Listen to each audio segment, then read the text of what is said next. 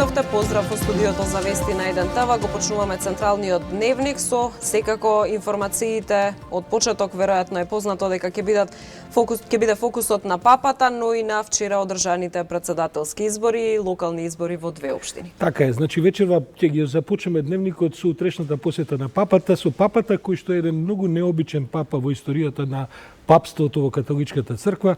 Ова е првиот папа језуит избран во историјата на папинството. Језуитите се еден посебен ред во католичката црква кои што се, да кажам, многу теренски активни, се занимаваат со образовни, со проблеми на сиромаштија, со ширење култура, со посета на разни предели така натаму. Ова е првиот папа кој што е избран во европскиот континент уште од 8 век наваму. Првиот папа кој што е избран од американскиот континент и од воопшто од јужната хемисфера. Папа кој што многу често патува, папа кој што првпат го има посетено Арабискиот полуостров, а еве за првпат доаѓа и во Македонија утре, а еден телевизија ќе му биде домаќин, да кажам, медиумски, бидејќи ние ќе покриеме целата посета на папата од неговото доаѓање до неговото заминување. Да, најавивме специјално отворена програма од изутрина од 8 часот, всушност од самото пристигнување на авионот со кој што папата ќе пристигне во Скопје на аеродромот меѓународен во Скопје.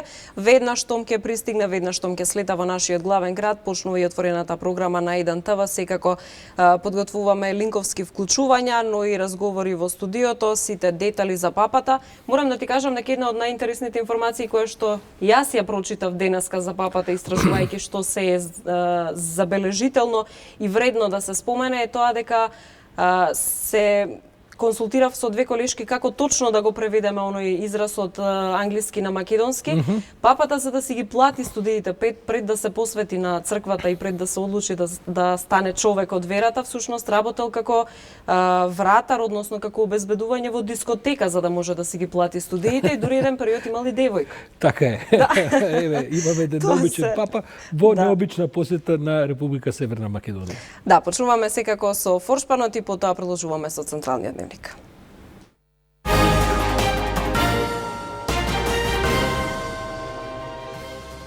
Скопје подготвено за посетата на папата. Градот под полициска опсада. Владата го прогласи 7 мај за неработен на територијата на градот. Светиот Отец ќе се вози и во славниот папа мобил. Граѓаните наместо на клинички да се упатат кон 8 септември и Свети Наум Охридски. Изборите добро организирани, но потребна е реформа на изборниот законник, оценка на меѓународните наблюдувачи. Силјановска и ВМРО ДПМН нему ја честитаа победата на Пендаровски. Тоа го сторија соседите и меѓународната заедница. Играли метлата ден по избори. Наводно поради здравствени причини, оставка поднесе министерот за култура Адеми. Да не се чаталиме, порача Заев, откако албанскиот блок се пофали дека придонеле за победата на Пендаровски.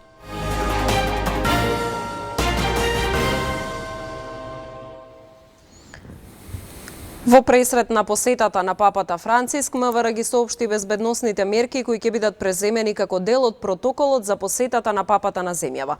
Во строгиот центар на градот, граѓаните ќе можат пеш непречено да се движат од 6 изутрина до 19 часот. Властите апелираат да се користи градскиот превоз и велосипедот како превозно средство.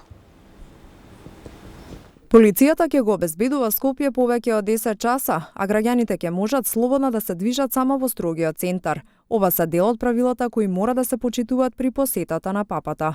Сите оние кои живеат или работат на и околу плоштадот Македонија ќе може да поминат низ 7 од 8 влезови само со лична карта или пасош без превозно средство. Сообраќајот ќе биде пренасочен на сообраќајниците околу центарот во Скопје. Властите замолуваат за трпеливост и апелираат да се користи јавниот превоз и железничкиот сообраќај кои ќе бидат бесплатни. Посебни сообраќајни правила ќе има и до меѓународниот аеродром. Улица 11 октомври, од крстосницата со булевар Кочарацин до крстосницата со улицата Димитрија Чуповски, улица Даме Груев, улица Македонија, улица Васил Главинов, улица Филип II Македонски, улица Свети Климент Охридски, односно Адвокатска, и улица Илјо Војвода. Сообраќајот ќе биде затворен и на булеварот Мајка Тереза, поранешна Водњанска, во временскиот интервал од 8:15 часот до 10:15 часот и во попладневните часови. Апелираме сите кои ја користат оваа сообраќајница тоа да го направат до 8 часот. Сообраќајници по кои ќе биде дозволено непречено одвивање на сообраќајот за време на посетата на папата се следните: булевар Кочарацин, улица 11 октомври, од крстосницата со булевар Кочарацин до крстосницата со улица Борис Трајковски, улица Свети Кирил и Методи, булевар Свети Климент Охридски, булевар Партизански одреди, улица Самуилова и булевар Гоце Делчев. Од 5 часот до 19 часот и автобусите ќе се движат по изменети траси, информираат од ЈСП. Поголем дел од линиите ќе имаат изменет режим на сообраќање, ќе возат по изменети траси од вообичаените, а линиите 3, 3Б, 4А, 25 и 35 воопшто нема да сообраќаат. Нема да работат билетарниците ниту жичарницата на Средноводно. Согласно безбедносните мерки во општина Центар привремено ќе бидат отстранети контейнерите, а на плоштадот освен поставените огради со бело платно покриени се и објектите кои се во изградба. Ролетните на прозорците од околните живеалишта исто така мора да бидат спуштени. Мисата не смее да се следи од балкон, ниту да се носи и фрла цвеќе додека поминува Светиот Отец. Ако заврне, не смее да отворите ниту чадор. Се очекува мисата да ја следат околу 15.000 посетители од земја и странство. Папата ќе се обрати на италијански јазик, а превод ќе има само во вилата на председателот Иванов. Во меѓувреме, во собрание беше промовирана поштенската марка, прва посета на папа во Република Северна Македонија. Но како што велат во некои квизови, тоа не е се. Од прилогот на колешката Андреја Чобанова ќе видиме како ќе се прилагоди режимот на работењето на здравствените институции во Скопје. Поради посетата на папата Франциск, сите граѓани на место на клиничкиот центар Мајка Тереза да ги користат здравствените услуги од градската општа болница 8 септември и универзитетската клиника Свети Наум Охридски, кои ќе работат со полн капацитет, апелираше државниот секретар во Министерството за здравство Владимир Милошев.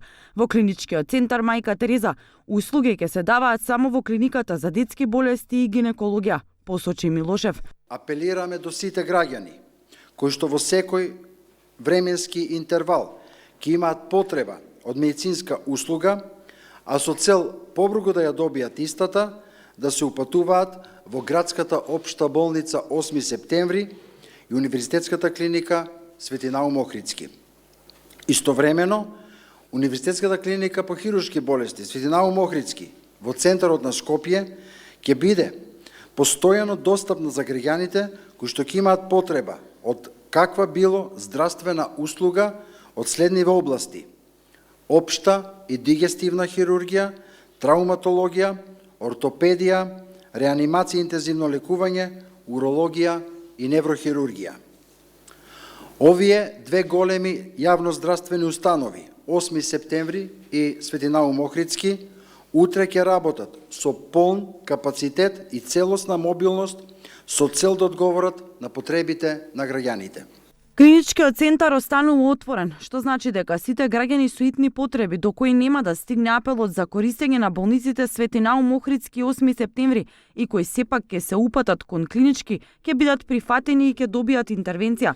Поради посебниот режим за сообраќај ќе биде забранет влезот во комплексот клинички центар, освен за возилата на итна помош. Од Министерството за здравство информираа дека поради посебните протоколи поврзани со посетата на папата, сите редовни прегледи на клиниките во клиничкиот центар кои граѓаните ги имаат закажани во рамките на мој термин ќе бидат презакажени во најбрз можен рок во деновите почнувајќи од 8 мај. Владата на Република Северна Македонија во пресрет на утрешната посета на папата на земјава донесе одлука утрешниот ден 7 мај да биде неработен за сите вработени во јавната државна администрација на територијата на градот Скопје. Со оваа одлука се офатени основните и средните училишта, а градинките ќе бидат организирани непречено да извршуваат својата функција. Владата им препорачува и на приватните компании, особено од централното градско подрачје, да ја прифатат одлуката овој ден да биде неработен и за вработените во овој сектор и на тој начин да го дадат својот придонес во организацијата на програмските содржини од посетата на папата Франциск. Дополнително ќе биде соопштено кој ќе биде денот определен за да се одработи утрешниот неработен ден. Интересна и за споменување информацијата дека папата при утрешната посета на земјава се очекува да се вози низ скопските улици во специјалното возило наречено Папа Мобил. Ваквото возило најчесто се користи при посетите на папата во странство. Историјата на користење на специјалниот автомобил почнува од 1929 година, кога било дизајнирано првото специјално возило за папата. Претходно, во 1800 до 1929 година, папата се возел со кочија опремена со кралско столче за формалните посети. Папа Мобилот најчесто е отворено возило со специјален стаклен дел во кој е поставена кралска столица, на која седи папата и им отпоздравува на собраните верници кои се присутни на улиците низ кои се движи за да го видат и да го поздрават поглаварот на Римокатоличката црква. Така, ги слушнавме сите технички информации, вклучувајќи ова за Папа Мобилот, кои се врзани за посетата на папата на Скопје, а мислам дека од центарот на Скопје на линк би требало да го имаме господинот Виктор Димовски, кој што е државен секретар во Министерството за надворешни работи. Амбасадоре Димовски, добро вечер, се надевам дека ме слушате. Добра вечер, добро ве слушам. Се јавувате од центарот на Скопје, токму од местото каде што утре ќе треба да се одржи и големата миса пред оние кои ќе бидат заинтересирани да следат. Дали се сите подготовки завршени за пречекот на папата во Скопје? Да, сите подготовки кои координативното тело ги имаше предвидено со текот на денешниот ден се завршени, само што доаѓаме од генералната проба која се одвиваше на аеродромот во Скопје, исто така и низ градот. Сметам, го пренесувам и ставот на координативното тело, дека се она што беше предвидено е реализирано и се надеваме дека утрешната посета ќе се одвие во Амбасадор Димовски, според програмата која е предвидена за утре, папата ќе има средби со највисокиот државен и верски врв во Република Северна Македонија, а потоа ќе има, се разбира, дружби, средби и цела миса со верниците и оние кои ќе сакаат да присуствуваат на тоа. Би ве замолил и како, да кажам, политички дел од Министерството за надворешни работи, зошто е важна оваа посета на папата на Република Северна Македонија? Како што споменавте, точно е, посетата се одвива во два дела со оглед на тоа што папата доаѓа во нашата земја и како шеф на Ватикан, меѓутоа исто така како поглавар на една од најголемите верски заедници во светот. Оваа посета секако е многу важна за нашата земја. Ние во еден подлог временски период се обидувавме да праќаме покани, повеќе поранешни политички раководства го канеле, се разбира, папата да ја посети нашата земја. Меѓутоа, одлуката падна во овој период кој е мощно значен за нашата земја. Најнапред го сметаме тоа како признание за успехот во градењето на едно мултиетничко, мултирелигиозно, мултикултурно општество, единствено можеби успешна приказна во овие сегменти во нашиот регион. Понатаму се наоѓаме во една година во која што правиме успешен исчекор во приближувањето кон европските и евроатланските интеграции, како што знаеме и како што очекуваме. Во текот на оваа година, кон крајот на годината, во месец декември, очекуваме до тогаш да се завршат ратификациите на НАТО пристапниот протокол, што ќе значи дека во текот на месец декември, за време на Лондонскиот самит, нашата земја ќе учествува како полноправна членка. Исто така направен е голем значаен исчекор и на планот на интеграцијата во Европската унија, со засилени чекори паралелно со затворањето на отворените прашања со нашите соседи. Работиме на внатрешен план, на реформските процеси, на реформската агенда и на планот на реформа на администрацијата, на планот на реформа на безбедносните служби, на планот на борба против корупцијата, на планот на функционирање на правната држава. Сето ова ни овозможува да го направиме овој успешен исчекор напред и сметам дека темпирањето на посетата во овој временски период значи и признавање на сето она што е сторено, препознавање и признавање, би рекол, и признание, така да сметаме дека тоа е една добра порака пред се за нашите граѓани, за припадниците на верските заедници, меѓутоа исто така и за сите граѓани на нашата земја. Тоа е една убава можност, еве да кажем, да се представиме во едно добро светло и сликата од нашата земја да отиде и во регионот и подалеку во светот како една земја што представува успешна приказна во овој период и во овој дел од европскиот континент. Да, несомнено е дека посетата ќе има и голема, ако може така да се каже, рекламен ефект за позициите на Република Северна Македонија. Сепак морам да ве прашам, амбасадор Димовски, од денешните обраќања на папата во Бугарија, некои аналитичари извадија некои поенти дека папата говорили за потребата Бугарија да се отвори повеќе и во своите срца, но и во своите државни граници за мигрантите кои што доаѓаат од Турција. Очекувате ли дека и во Скопје ќе се уплатат пореки кои ќе бидат врзани можеби и на таа тема? Видете, она што ние го имаме досега во оваа размена со партнерите од Ватикан упатува, како што споменав, на овие два дела на посетата. Првиот државнички дел кој што ќе се одвие во председателската вила во Водно, каде што ќе биде средбата со државниот врв и со личности од јавниот и политичкиот живот во нашата земја. Другиот дел е религиозен или пасторален дел на посетата кој ќе се одвива во спомен куќата на Мајка Тереза овде на главниот плоштад во Скопје и секако во католичката црква Пресвето срце Исусово, кога и како последен настан ќе се приведе оваа посета кон крај.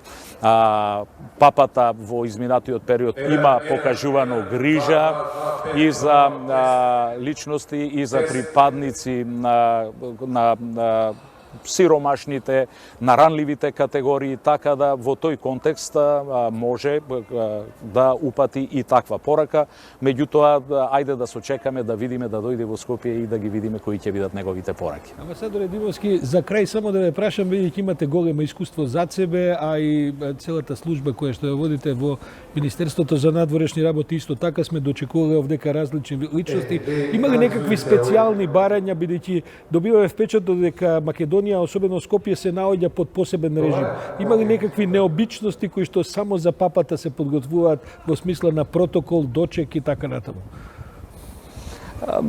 Видете, некои посебни необичности нема. Се разбира, за посетите од ваков вид, од ваков карактер, важат посебни протоколи, во тој контекст и посебни безбедносни протоколи. Инаку се работи за една навистина скромна личност, која што е дојдена тука со целиот свој морален интегритет, како морален авторитет на денешницата. Нема посебни барања, посебните барања се да се овозможат непречени средби и тука гледаме навистина дека овој дел, државничкиот дел, делот кој што се однесува на официјални средби со официјалните личности е навистина многу скромен, помалку од една половина од посетата. Целиот останат дел е посветен на средби со обичните граѓани, со сиромашните, со лицата од ранливите категории, со припадниците на сите верски заедници, со младите категории, така да се работи навистина за една скромна личност, меѓутоа со една голема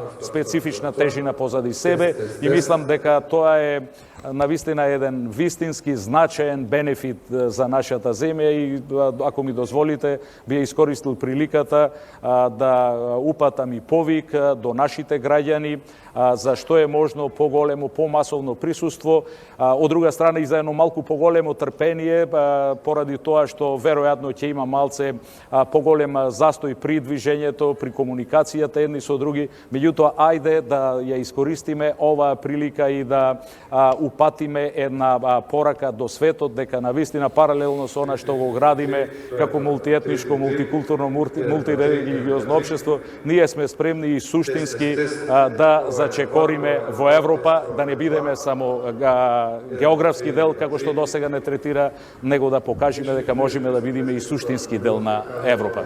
Виктор Димовски, државен секретар во Македонското министерство за надворешни работи, благодарам за ова исцрпно представување на утрешната програма и во политичка и во протоколарна смисла на посетата на папата на Република Северна Македонија. А ние, почитувани гледачи, продолжуваме со со краток джингл ќе одвоиме следните содржини кои што овде завршуваме со блокот поврзани информации за посетата на папата и ќе зборуваме за изборите веднаш по кратка джингл. Така е, одиме на избори.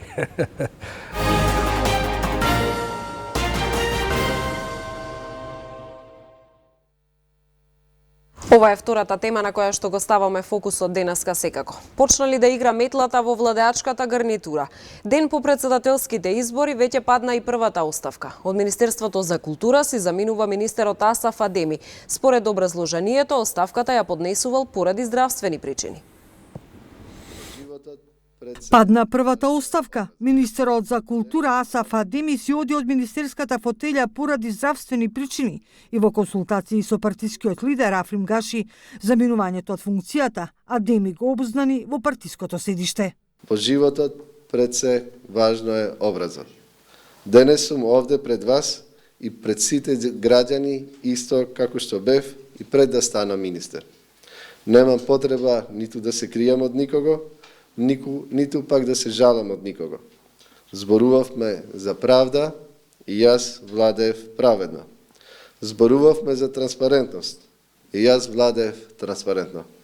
Зборувавме за моралот и јас владеев со нула корупција. Премиерот Заев му се заблагодари на Адеми што останал до крајот на изборите и рече дека има разбирање за неговата здравствена состојба. Денес попладне ќе испиеме кафе, додаде Заев. Најави дека по анализата за работењето на функционерите ќе има промени на сите нивоа. Јас сум надлежен во извршната власт. Овде ќе има промени, почнувајќи од владата, заменици министри, државни секретари, па по вертикала по државните други јавни предпријатија, акционерски државни предпријатија и слично.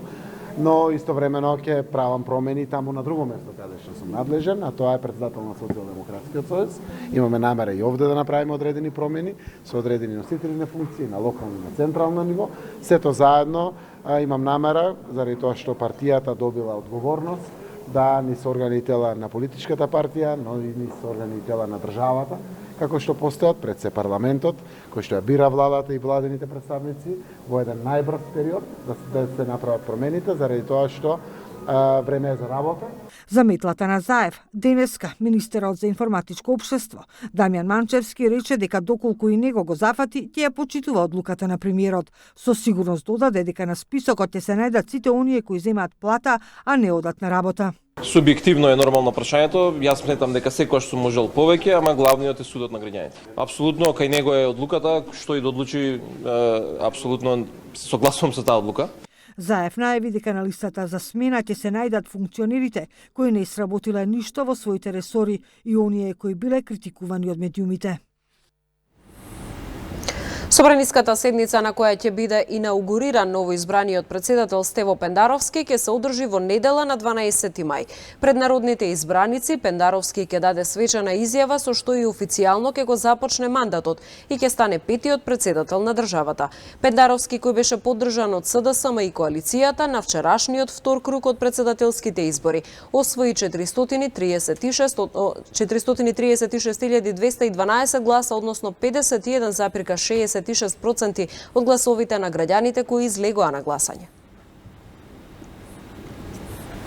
А вчера имавме доцна вечерта можност да проследиме онаа долга, што би се рекол, километарска пресконференција, завршна конференција на кандидатката на опозицијата, госпоѓата професорка Силјановска Давкова, а потоа и на председателот на опозицијата, господинот Христијан Мицковски, но тие и двајцата, и покрај тоа што истрошија многу минути, не најдоа време и не собраа кураж да му ја честитаат победата на господинот Пендаровски. Затоа пак во текот на денешниот ден, а и уште вчера вечерта, пристигна разни честитки на адреса на Пендаровски, а за тоа прилогот го има колегата Антонио Крстевски. ВМРО, ДПМН и Гордана Силјановска не смогнаа сили да му честитаат на новиот председател Стево Пендаровски. Не се чувствувам како поразена, се чувствувам како наградена. Но затоа меѓународната заедница веднаш по прогласувањето на конечните резултати испрати низа честитки до новиот шеф на државата. Меѓу првите кои изрази задоволство од изборот на Пендаровски за нов председател на Македонија беше еврокомесарот за проширување Јоханес Хан. Честитката ја напиша на Твитер, каде порача дека со нетрпение очекува континуирана соработка за ЕУ реформската агенда. Му честитам на Стево Пендаровски за изборот за председател на Република Северна Македонија. Северна Македонија може да смета на континуирана поддршка од Европската Унија во нејзината интегративна перспектива што одговара на силните европски аспирации на нејзиниот народ. На честитките се приклучи и генералниот секретар на НАТО алијансата Јенс Столтенберг. Честитки до Стево Пендаровски за победата на председателските избори. Со нетрпение чекам да работам со вас за прием на Северна Македонија како 30-та членка на НАТО. Победата на Пендаровски не пропушти да му ја честита ниту австријскиот канцелар Себастијан Курц. Честитки на избраниот председател Стево Пендаровски. Ние ќе продолжиме со континуираната поддршка на вашата земја на патот кон членство во Европската Унија. Освен од меѓународната заедница, изборот на Пендаровски за председател му го честита и соседите. Шефицата на бугарската дипломатија Екатерина Захариева очекува новиот македонски председател да има различен однос кон Бугарија од неговиот предходник. Лично аз очаквам различно отношение, надявам се. Нещо, което той в предизборната кампания заяви. И му пожелавам успешен мандат. Пожелавам му да работи наистина за укрепване на неразрушими, бих казала, добросъседски отношения. Вчерашниот резултат на изборите го коментираше и алтернативната министерка за надворешни работи на Грција Сија Анагнастопулу, според која Северна Македонија стави крај на националистичкото минато на ВМРО и дека по Преспанскиот договор земјата покажува дека е одлучна да оди напред кршејќи ги сите националистички пречки. А во политиката има една поговорка која вели кога губите секогаш сте сам, кога победувате тогаш многумина сакаат да го поделат успехот и се запишат во тефтерот за оние кои што придонеле за тој успех. Така имавме веќе прилика и во вчерашните први часови после победата на Пендаровски, веќе да има мали искричења помеѓу коалиционите партнери СДСМ и ДУИ на тема кој бил најзаслужен за победата на нивниот заеднички кандидат. Да не се четалиме ние политичарите многу. Никој не ги носи гласачите во джеп, или тој некој обезбедил или не обезбедил. Политиките се тие граѓаните што ги поддржуваат, личностите се тие граѓаните што ги поддржуваат, почнувам од мојот социјалдемократски сојуз па натаму. Вака одговори премиерот Зоран Заев од исходот на председателските избори по прозивките на ДУИ дека донале од 100.000 до 130.000 гласови, а албанската опозиција околу 80.000 гласови, односно дека албанските гласачи придонале за победата на Стево Пендаровски за шеф на државата. Заев вели ова е победа на целиот народ. Ете како лавираме со гласовите.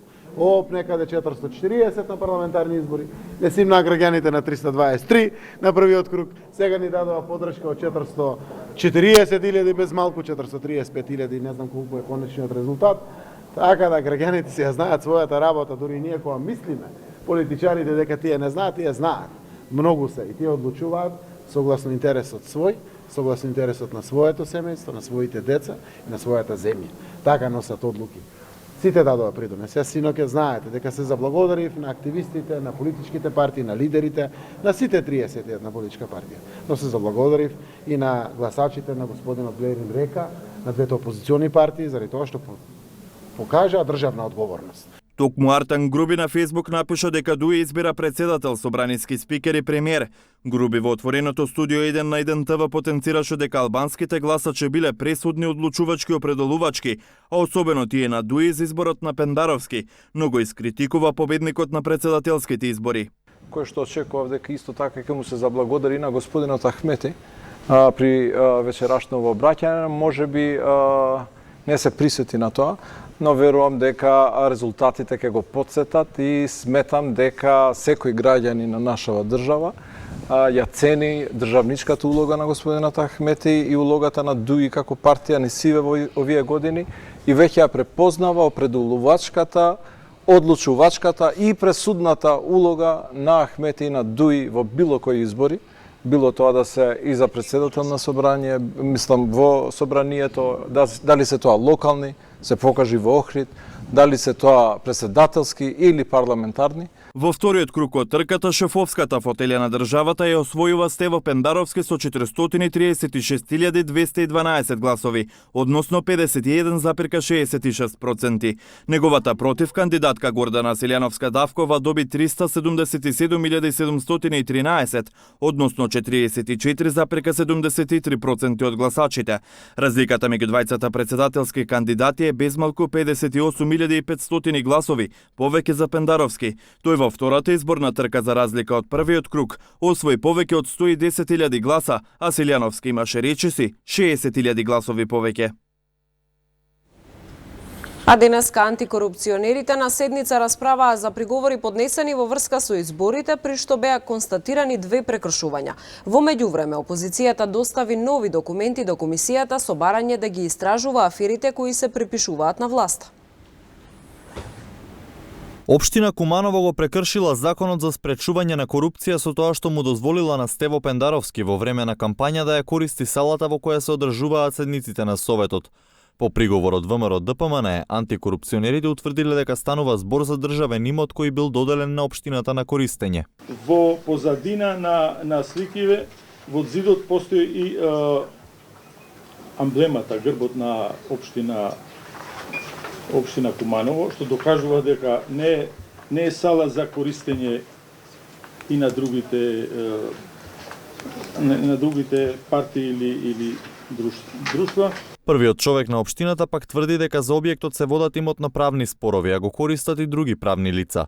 Одлуката за користење на салата за средба со граѓаните ја донела општинската организација на СДСМ поради тоа што ги исполнува потребните технички услови, а општината не била известена. Доколку постои одговорност, јас сум подготвен како градоначалник и како општина да ја преземеме одговорноста на себе, но сметам дека тука ќе се работи за една подолгорочна правна постапка, а тоа е ставање под владение на самиот објект или де факто тоа ќе значи ќе мора сите политички партии кои што се представени во зградата, а тоа се и владеечката Социјалдемократскиот сојуз и опозиционата ВМРО ДПМН и сите останати помали политички субјекти след до моментот на решавање на правната разврсница околу имотот на овој објект да го напуштат објектот. На истата политичка партија не и пречи децении наназад да ја користи таа иста зграда и таа сала. И сега има канцелариски простор и цел ходник излепен со плакатите на губитничката Гордана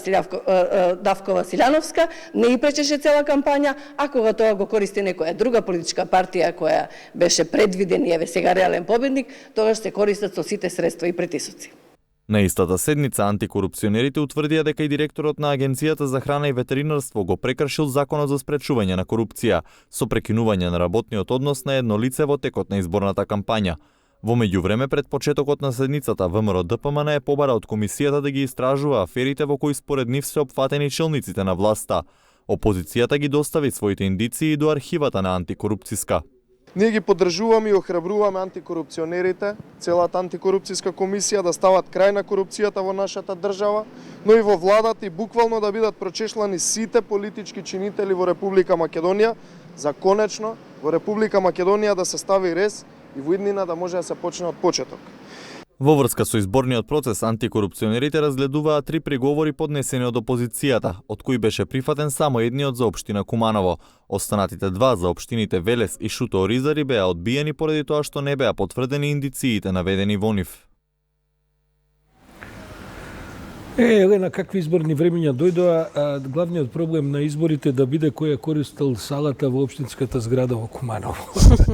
Напредуваме, но мисијата на ОПСЕ ОДИХР денеска исто така одржа своја пресконференција и обраќање на јавноста и ни го каже она што фактички го знаеме, дека изборите поминале мирно, во фер и демократска атмосфера, но дека законите кои што го регулираат тоа цело изборно прашање и цел корпус околу изборите не ни се добри. Тоа го говориме и ние, тоа го говори и самата ДИК, Државната изборна комисија, и може би е сега навистина време да се зафатиме со некаква реформа на тој дел од регулаторниот колач во Македонија. Мирен и добро спроведен втор круг од председателските избори на забележано семејно гласање и подкуп на гласачи во Штип и Струмица. Ова е оценката од терен на меѓународните наблюдувачи. Во извештајот се наведени 2 случаи на купување гласови, а до мисијата на ОПСЕ ОДИХР обвинувања за изборни нерегуларности и политички притисоци пристигнали од опозицијската ВМРО ДПМН. Очекуваат МВР да ги испита сите сомнежи за прекршување на избирачкото право. Меѓутоа, покрај овие обвинувања што ни беа предоčени и нашата мисија можеше да лично да воочи купување гласови. Навистина можам да потврдам дека се случуваше семејно гласање и тоа е споменато во нашиот извештај. Не, простете, не можам сега да го потврдам тоа. Како и во првиот круг, има загриженост околу законската рамка. И натаму не е одговорено на претходно евидентираните регулаторни недоследности околу прашањето како водење кампања, медиумско рекламирање, финансирање на кампањата и регистрација на гласачите. Тени проблеми кои што се појавуваат одново и одново во изборниот процес остануваат неразрешени. Особено потребата да се спроведе целосна реформа на изборниот законник. Транспарентноста на финансирањето беше намалена преку нецелосното поднесување и извештај. Со задоволство можам да кажам дека денот на изборите беше уреден, а клучните процедури генерално се следеа на транспарентен начин. Меѓународната мисија за наблюдување на изборите во вториот круг располагаше со околу 170 наблюдувачи од 32 земји.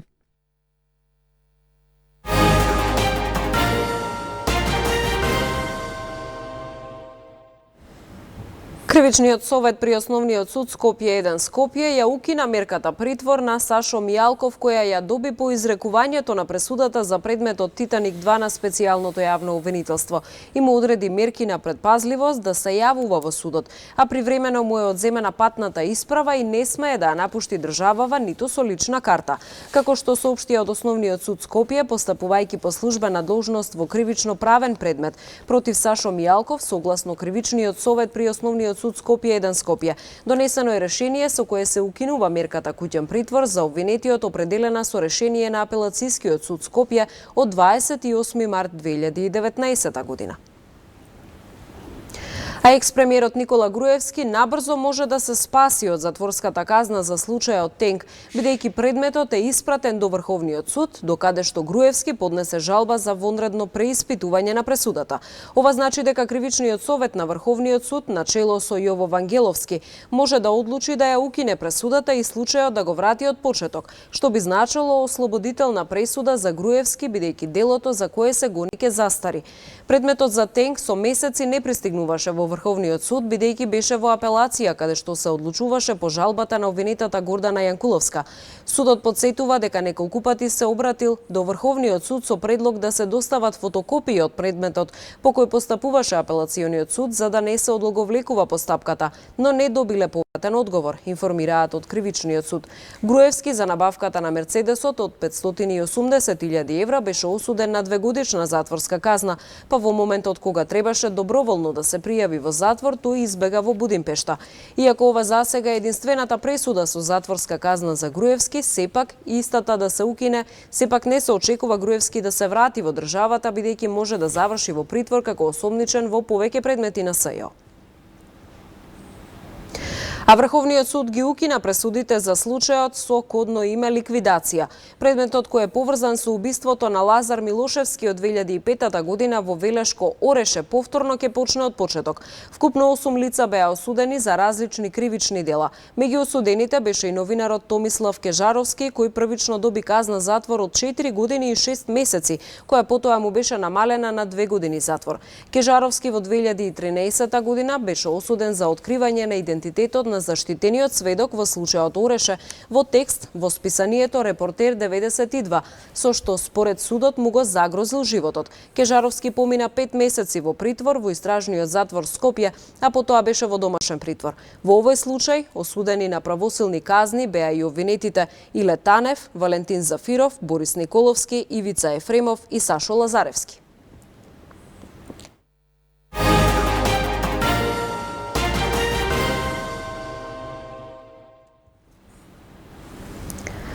Пети мај беше прогласен за Ден на македонскиот јазик, но денеска се одржа онаа свечаност со која што се оддаде признание на јазикот и секако на историските моменти поврзани со ова.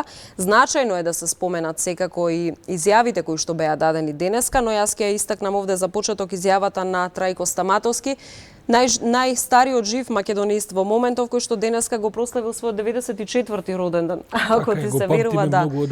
Да, и тој денеска беше дел од оние кои што упатија порака по повод денот на македонскиот јазик. Од оваа перспектива, од речиси 80 години, не може да му се забележи ништо посериозно на македонскиот јазик, вели тој, што значи дека решенијата за азбуката и правописот се поминати низ многу сериозно сито. За жал, борбата за македонскиот јазик продолжува, особено за неговата афирмација во земјата и надвор.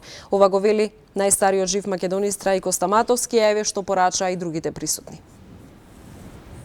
Го замислуваме овој ден како давање на почит на македонскиот јазик, се разбира и на сите дејности поврзани со македонскиот јазик, литературата и културата, од сите училишта, особено од младите генерации, средните и високите. Се надеваме дека ова ќе стане традиционално и веќе е традиционално, денес почнува, и дека ќе стане едно одавање на почит кон македонскиот јазик од страна не само на македонците, туку и да другите народи од Република Македонија, албанците, турците, власите, ромите, србите и така натаму. Ова е историски момент затоа што се навраќаме на традициите и на решенијата на АСНОМ за воведување на македонскиот јазик за службен јазик. И ова е дел од оние напори за кодификација на македонскиот јазик со донесувањето на 5 мај, со прогласувањето на 5 мај на македонската азбука, потоа 7 јуни македонскиот правопис. Верниците од исламска вероисповед денеска го почнуваат рамазанскиот пост, што трае 29 дена до 29 дена до 3 јуни. Во тој период од изгреј сонце до зајди сонце муслиманските верници се воздржуваат од јадење и пиење. На 4 јуни тие ќе го слават Рамазан Бајрам. Постењето е верска обврска за секој полнолетен, здрав муслимански верник, но не е обврзувачко за старите и за болните лица. Рамазан инаку е 9-тиот месец во исламскиот календар. А Општина Центар се обидува да влие врз обраќајната култура на територијата на својата општина со тоа што промовира нови електрични тротинети, особено меѓу младите, со надеж дека тие ќе ги користат повеќе за да го намалат притисокот со сообраќајот. Но како жител на Општина Центар и како жител на Дебар Мало можам да ви кажам дека ништо тоа нема да придонесе, бидејќи во Дебар Мало па и во целата Општина Центар недостасуваат паркинг места. И тие паркинг места никој не ги прави, се градат само згради во кои што во секој стан во просек доаѓаат по 2 нови автомобили и јас не знам дали тротинетите нешто ќе придонесат, секако иницијата убава, зашто ќе го видиме и прилогот, но би било убаво и некоја катна зграда, гаража се извидам да се направи негде во близината на Дебар Мало, бидејќи не можете да отворите 100 кафеани, а да не обезбедите солидни паркинг услови за тамошните посетители.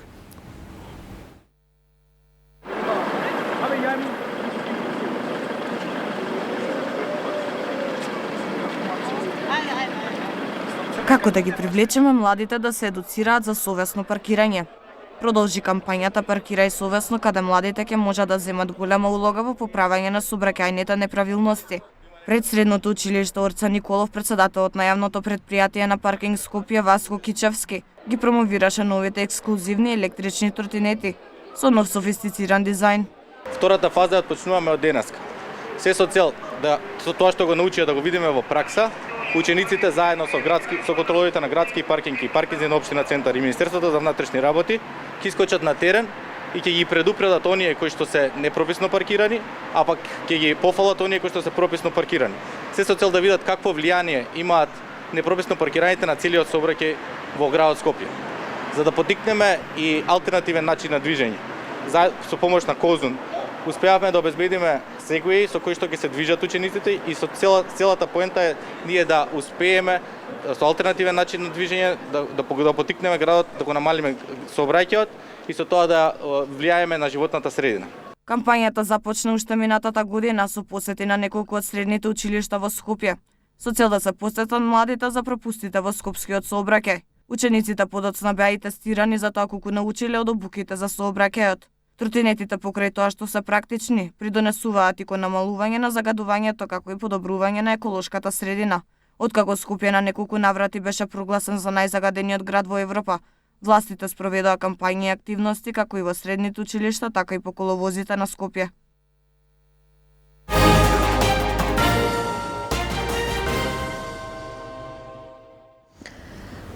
Најава и за тоа што ќе гледате во блокот информации од светот. Приштина бара Србија да го признае геноцидот. Дачич обвини дека од Косово биле протерани срби. Шпанскиот премиер разговара со опозицијата за новата влада.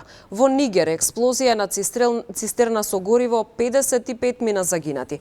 Извештај на Обединетите нации покажува дека животот на земјата е пред масовно изумирање. Комисија на Косовското собрание подготви нацрт резолуција со која властите во Белград се бара да го признаат извршениот геноцид на Косово во 1998-99 година. Нацрт резолуцијата која содржи факти за наводните злосторства на србите многу наскоро ќе се најде на седница на парламентот.